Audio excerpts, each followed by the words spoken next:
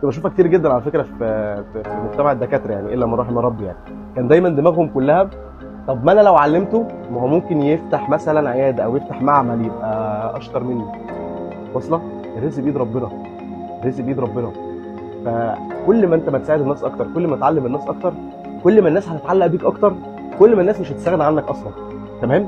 فكل حاجه انت هتحاول تعملها هتتقلب العكس. وصل لك؟ عايز تخلي الناس تفضل معاك طول العمر، علمهم يستغنوا عنك، علمهم ان هم ينجحوا من غيرك. واصله؟ ده بصراحه في رايي من اهم الثلاث فروقات اللي بتفرق الغني عن الفقير. ودايما اتاكد ان مش مهم انت اتولدت ازاي، ومش مهم انت دماغك عامله ازاي، المهم انك تبقى مؤمن ان انت محتاج تغيير. فاهمني؟ لان ان الله لا يغير ما بقوم حتى يغيروا ما بانفسهم. يعني تغير، خليك انت مؤمن ان لا، في احسن نسخه احسن مني، وساعتها ربنا هيكرمك. بالتوفيق لكم جميعا، اتمنى يا رب اشوفكم كلكم يا رب سعداء وناجحين. السلام عليكم.